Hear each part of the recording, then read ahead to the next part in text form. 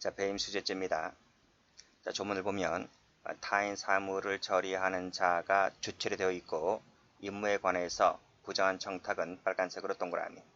이 부정한 청탁이 구성요건 요소이기 때문에 부정한 청탁이 없으면 아무리 재물이나 이득을 취득했다 할지라도 죄가 되지 않는 겁니다. 객체는 재물 그리고 이익이 객체가 됩니다. 이 점에서 배임죄와 좀 다르죠. 그리고 취득하면 기수가 됩니다. 여기도 마찬가지로 제3자로 하여금 취득하게 하면 이때 취득하게 되면 기수가 됩니다. 자, 중요한 것이 하나 나오는데요. 요 제3자에다가 파란색으로 동그라미를 쳐봅니다. 제3자로 하여금 취득하게 한 것이 원래 없었습니다. 원래 없었었는데 2016년도에 요 조항이 신설되죠. 추가 신설됩니다. 그래서 2016년도 이후부터는 제3자로 하여금 취득하게 하였을 때도 배임수재죄가 성립하게 된다는 것을 꼭 기억을 해 두시기 바랍니다. 자, 그러면 뇌물죄와 좀 비교를 해보도록 하겠는데요. 뇌물죄 같은 경우는 주체가 공무원이잖아요. 그래서 공무원이 돈을 받게 되면 적지 않아도 됩니다. 공무원이 돈을 받게 되면 물론 직무 관련성이 있어야 되겠죠. 뇌물죄가 됩니다. 우리가 흔히 말하는 뇌물죄는 단순 수뢰죄를 말합니다. 그런데 이 조항 외에도 사전 수뢰죄라는 것이 있고요. 사후 수뢰죄라고 하는 것도 있습니다. 뇌물죄 종류가 많습니다. 그리고 또 제3자 뇌물 공여죄, 제공죄라고도 하는 건데 이런 죄도 있죠. 그리고 그 외에도 알선 수뢰죄 등등 여러 가지가 더 있습니다. 자, 그런데 지금 방금 보았던 일반 사인, 공무원이 아닌 일반 사인, 즉 타인 사무 처리자가 사인을 할게요. 그 사인이 타인 사무 처리자가 돈 등을 받게 되면 방금 보았던 배임 수재죄가 됩니다. 그런데 이 일반 사인이 즉 타인 사무 처리자가 돈을 받게 되면 처벌하는 조항이 딸랑 요거 하나밖에 없습니다. 배임 수재밖에 없습니다. 근데 공무원은 많단 말이죠. 단순 수뢰죄, 사전 수뢰죄, 사후 수뢰죄, 제3 이거 외에도 여기 제3자 뇌물 공여죄라고 하는 것도 있단 말입니다. 그런데 이 2016년도에 이 357조 1항이 개정되면서 요 제3자가 추가됐다 그랬죠? 추가됐다 그랬죠? 요것이 바로 뇌물죄에서 말하는 요 제3자 뇌물 공여죄가 되는 거예요. 그런데 이것이 일로 쑥 들어왔다는 거예요. 이렇게. 무슨 말인지 아시죠? 그러니까 옛날에는 요 부분이 제3자에게 재물이나 이득을 취득하게 하는 것을 처벌하는 조항이 없었었는데 법이 개정되면서 요 제3자에 해당되는 부분이 일로 들어오게 되었다. 그래서 배임수재죄에는 이런 조항이 따로 없습니다. 즉 여기서 말하는 사전 배임수재죄, 사후 배임수재죄, 제3자 배임수재죄 이런 조항이 없단 말이죠. 이런 조항이 없는데 요 조항이 신설되면서 이렇게 배임수재 안으로 들어가게 됐다. 그렇게 정리해 두시면 됩니다. 그리고 나머지는 여전히 없습니다. 사전 사후는 여전히 없습니다.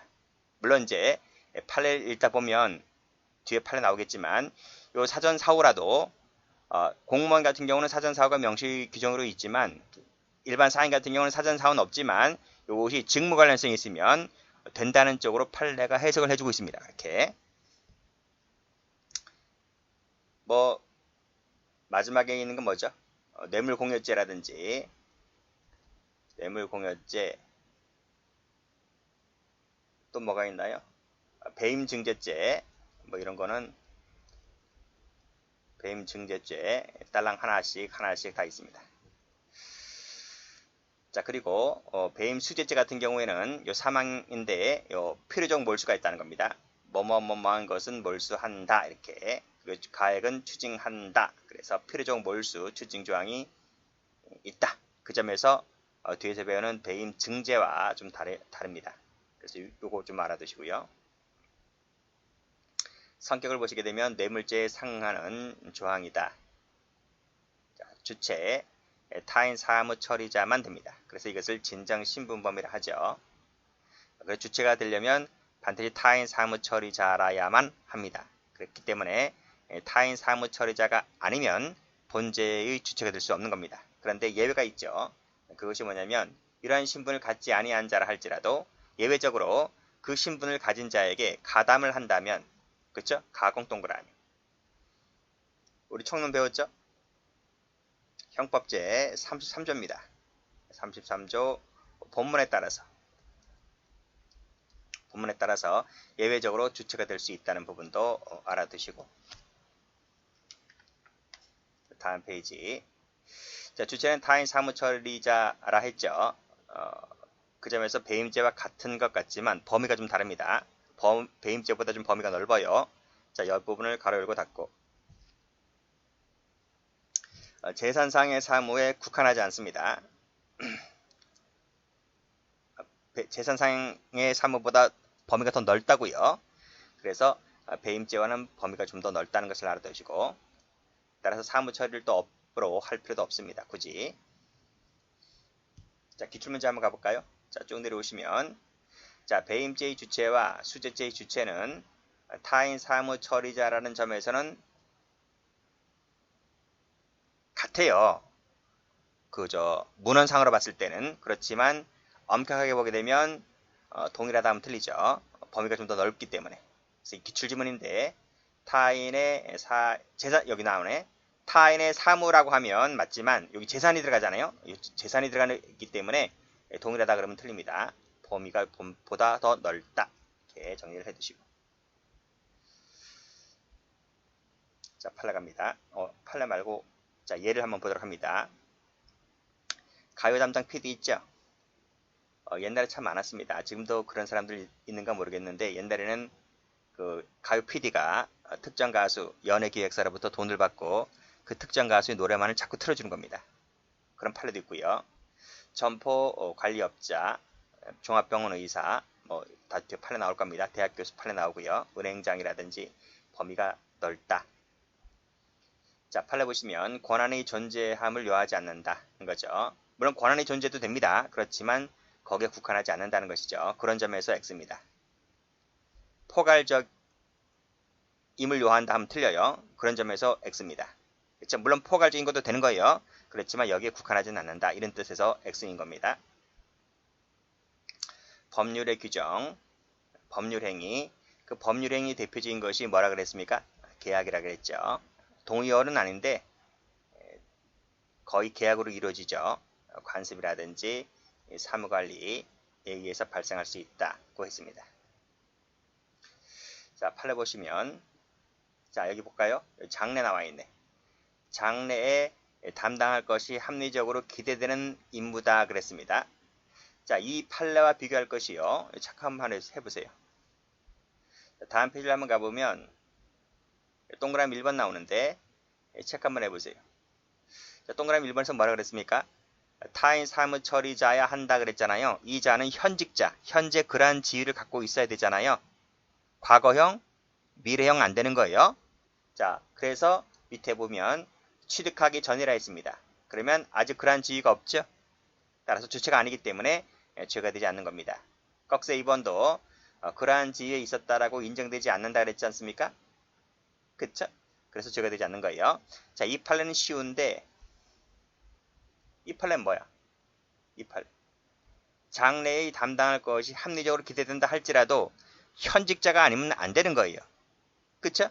자, 근데 그 자가 취득한 다음에 그 청탁에 관해서 임무를 현실적으로 담당하게 되었다면 그때는 예외적으로 되는 수도 있습니다.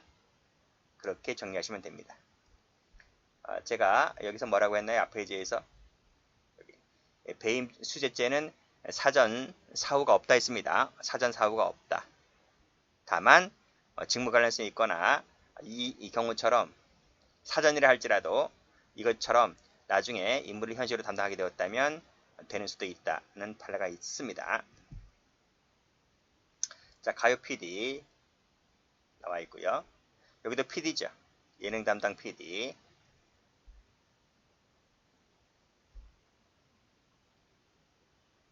다음에 주식회사 이사라든지 전부 다 주체가 될 수 있습니다. 업무과장도 될 수 있고요. 지점을 운영하는 자도 주체가 될 수 있습니다. 그 다음 여기도 보면 지역 시도 자동차 운송사업협회, 줄여서 지역협회인데 여기의 대표자도 될 수 있습니다. 그렇죠? 그래서 여기를 잘 보시면 회장 선거에서 자신을 지지해 달라는 취지의 청탁을 받고 이러한 청탁을 받고 돈을 받았다라고 했을 때 주체가 될 수 있는 겁니다. 근데 이 판례랑 비교할 것이 여기입니다. 맨 밑에 2번. 자, 맨 밑에 2번을 보면 자, 여기 타인 사무 처리자야 주체가 될 수 있다 했는데 자기 사무를 하면 죄가 되지 않는다는 건 배임죄랑 똑같죠? 그쵸? 자, 여기 보시면 총대입니다. 총대에다 한번 쳐볼까요? 총대가 자신을 지지해 달라는 부탁과 함께 후보자들로부터 자신을 지지해 달라는 부탁과 함께 돈을 받았어요. 돈을 받았는데 그러면 이 사람을 배임 수재로 처벌할 수 있을까? 이것은 누구누구를 지지한다는 부분 있잖아요. 누구누구를 지지한다는 부분은 위에서 보았듯이 자기 사무라는 거야. 자기 사무. 선거권이라든지 의결권을 행사하는 것은 누구를 위한 사무가 아니라 내 사무라는 거야. 내 사무.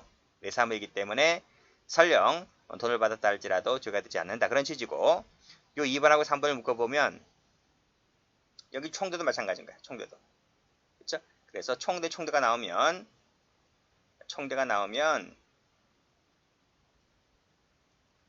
자기 사무이기 때문에 죄가 되지 않는다. 이렇게 정리하시고요. 여긴 총대가 아니지. 사안이 유사한데요. 사안이 유사한데 이것은 대표자가 받은 거야. 그래서 그때는 죄가 된다. 이렇게 정리해 주시면 되겠습니다. 자, 객체 말씀드렸고 행위를 봅니다. 자, 배임 수재가 되려면 임무 관련성이 있어야 죄가 될 수 있습니다. 자, 본래 사무, 그와 밀접한 사무 전부 다 됩니다. 밑에 판례도 보면 자, 임무에 관하여라 함은 본래 밑줄, 밀접 밑줄, 고유 밑줄, 보조기간 밑줄 전부 다 됩니다. 올라가서 예를 보면 자, 학교 교장이 교복 판매점을 지정했다. 그리고 이제 뒤에서 뒷돈 받는 거죠. 배임 수재가 됩니다. 대학교에서 마찬가지로 누구 교재 채택해서 뒷돈 받고 그러면 배임 수재가 됩니다. 자, 판례 봅니다. 자, 현장 조직의 간부 동그라미. 자, 이 사람이 회사를 측으로부터 부정한 청탁을 받았죠. 그리고 나서 5천만 원을 받았습니다. 배임 수재가 된다는 겁니다. 자, 배임 수재가 되지 않는 것 봅니다. 자, 사무총장이 그랬네요. 자, 사무총장은 광고권자 선정을 하는 업무 권한이 없어요. 그래서 뒷돈을 받았다 할지라도 이것은 자기 일이 아니기 때문에 돈을 받았다 할지라도 죄가 되지 않는다. 그 뜻입니다. 자, 편입학 업무를 담당하지 않는 자라 했잖아요. 자, 그 자가 편입학 관련해서 뒷돈을 받은 겁니다. 라고 했을 때 이 편입학 업무는 자기 담당이 아닙니다. 그렇기 때문에 돈을 받았다 할지라도 배임 수재가 되지를 않는다는 거죠. 자, 3번도 보면 다른 대학교 교수잖아요. 그렇죠? 뒷돈을 받았다 할지라도 타 대학입니다. 자기 대학이 아닙니다. 라고 했을 때 임무 관련성이 없기 때문에 배임 수재가 되지를 않습니다. 자, 전입학 관련입니다. 여기도 보시면 전입학 관련 결정 권한은 교장에게 있는 것이다. 따라서 연구부장이라는 사람이 전입학 관련 세무 쳐볼게요. 자, 관련해서 뒷돈을 받았다 할지라도 임무 관련성이 없기 때문에 죄가 되지 않는다. 그 뜻입니다. 자, 부정한 청탁. 자, 부정한 청탁이라고 하는 것은 사회상규, 신의 측에 반하는 행위를 했을 때 부정한 청탁이 될 수가 있는 겁니다. 자, 이 부정한 청탁은 묵시적도 됩니다. 자, 판례 있습니다. 그리고 구체성을 띄어야 되는 것이고 특정한 임무와 관련된 것이어야만 합니다. 그렇기 때문에 막연히 편의를 봐달라. 판례 있을 겁니다. 그리고 최대한 선처를 바란다. 이런 것은 구체성, 특정성을 띠고 있지 않기 때문에 죄가 되지 않는다는 겁니다. 자, 부정한 청탁이란 사회상규 신의칙에 반할 때를 의미합니다. 그리고 부정한 청탁이 있으면 되는 것이지 실제로 그 임무를 담당하고 있음을 요하지 않습니다. 판례가 뒤에 나올 겁니다. 자, 판례 보죠. 자, 판례는 부정한 청탁이 반드시 있어야 된다라고 했습니다. 조문에 나와 있기 때문에 자, 이것이 계제가 되지 않으면 애당초 죄가 되지 않는 겁니다. 미수가 되는 게 아니라 애당초 죄가 되지 않습니다. 자, 그리고 임무이입 행위는 요건이 아니죠. 손해 발생도 요건이 아닙니다. 자, 됐고. 자, 그리고 부정한 청탁이라고 하는 것은 반드시 배임이 될 필요까지 없어요. 그냥 사회상규나 신의칙에 반할 정도이면 됩니다. 됐죠? 반드시 명시적이어야 한다. 이것도 틀립니다. 그 말은 묵시적도 된다. 이 뜻이죠. 자, 판례 볼게요. 자, 우선적 추천 동그라미. 이것은 부정한 청탁이 된다는 겁니다. 여기도 우선적 추천 동그라미. 부정한 청탁이 됩니다. 물론 뒷돈 받은 거죠.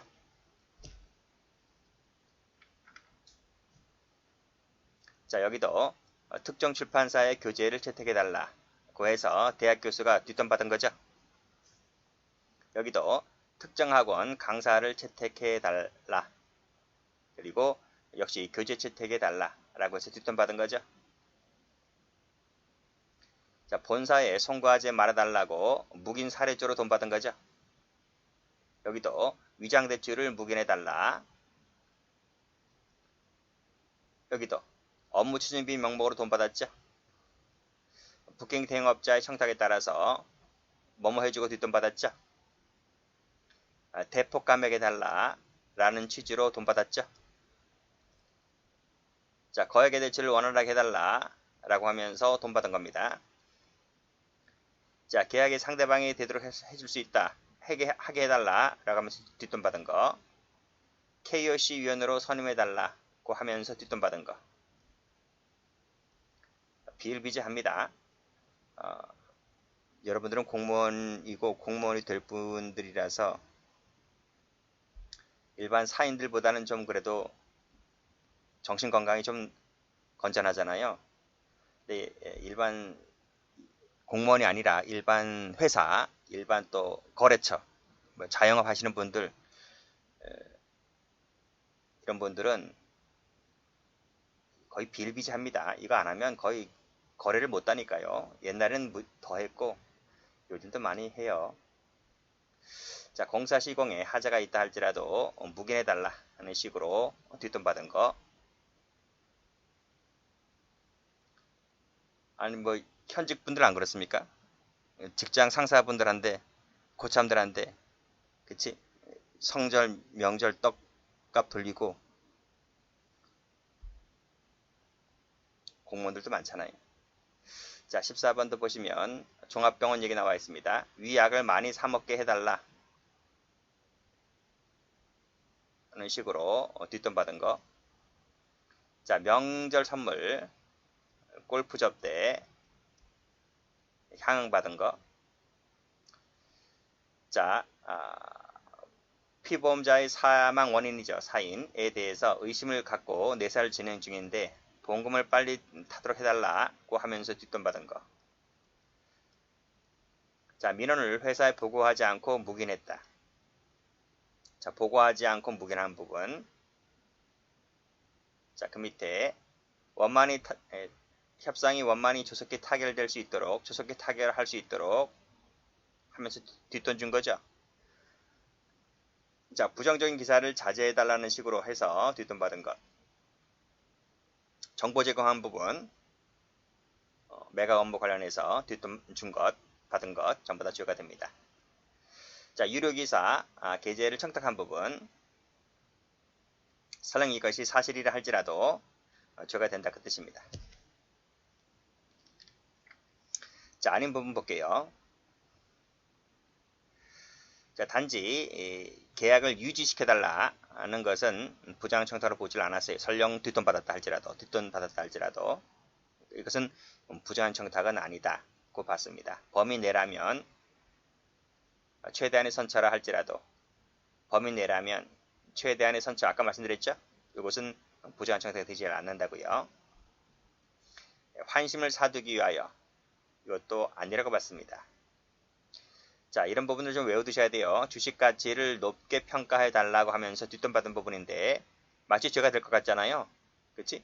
죄가 될 것 같아요. 제가 봐도. 근데 안 된다 그랬어요. 이런 것들은 조심하시면 됩니다.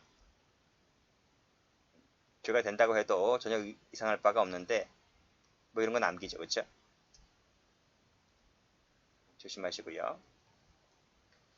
자, 돈도 돈인데 연구부의 명목의 돈은 부정한 청탁이 아니라고 했습니다. 자, 운영권을 양도해 줍니다. 여기도 운영권 양도죠. 그쵸? 사업체를 넘기는 거예요. 사업체를 넘기는데 두 가지 묶어볼까요? 넘기는데 넘기면서 하는 조건이 그럼 내가 사업권을 넘기면 난 실업자가 되잖아요. 그럼 난 뭐 먹고 살지? 판돈으로 그냥 평생 먹고 사나? 그게 아니고 내가 사업체를 당신한테 넘기는데 그쵸? 물론 비싸게 팔아 제끼면 뭐 평생 먹고 살 돈이 된다면 그것도 괜찮아요. 근데 그것이 아니라 적정한 가격으로 넘기면서 그쵸? 대신 내가 실직자가 되니까요. 당신 회사에 임원으로 내가 뭐 직원으로 갈 수는 없으니까요. 임원으로 선임해 달라는 식으로 했다면 이것은 봐줄만 하다고 본 겁니다. 이것도 마찬가지죠. 여기도 학교법인 운영권을 넘기면서 당신 학교법인의 임원으로 선임해 달라는 식으로 해서 돈을 받았다면 뭐 운영권 속에 포함되어 있는지 뭐 별도로 받은지 모르겠지만 이것으로는 뭐다 부정한 청탁으로 보지는 않았습니다. 이렇게 정리해 두시면 됩니다.